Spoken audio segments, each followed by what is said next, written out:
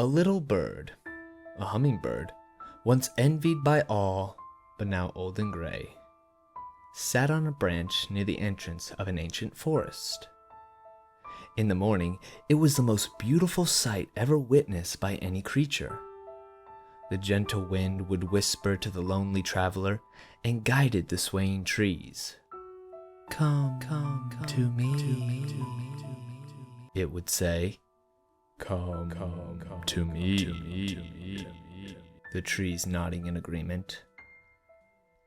But in the night, as the little critter knew, the forest would show all those within its darker purpose, for it was no ordinary forest. In it lay something long, long forgotten, something of which the people dare not speak. All who knew what hid inside the dark twists and turns of the thick forest had perished to the evil that roamed within. The little bird, though, small, weak, and weary as it was, still remembered what would happen to any and all who ventured too far and long past its gates. It knew the whispers, knew the words, and it even knew the being behind it. A terrible thing, one that had scarred its little soul for this existence and the next. And it was for this reason the little bird would sit on his branch near the entrance and warn any passersby of their impending doom. Return now, for only death awaits those fools enough to venture onward. It would cry out in a fiendish shriek. Often, it would have the desired effect.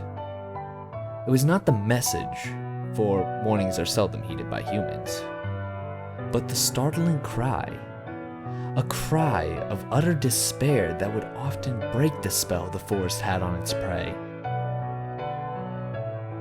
But sometimes, when a mind was just too curious, or when they were on their own accord, it wouldn't work.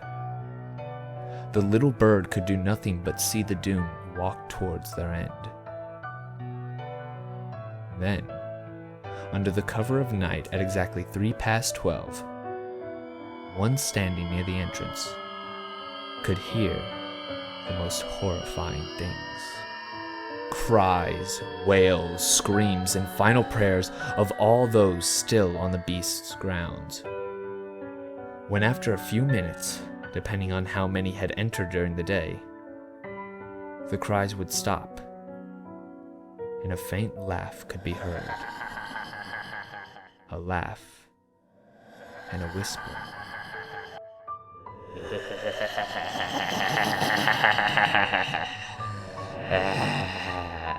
Come, little critter, come to me. The little critter would answer the same every night of every day. Why would I? Oh, a life for a life.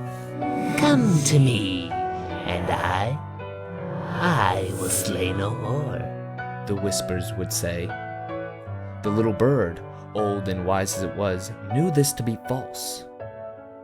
But still, it hurt the small, gentle creature.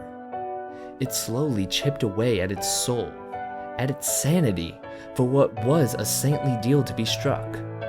Imagine one had the power to stop all disease. The price was a life, your very own. Would you do this?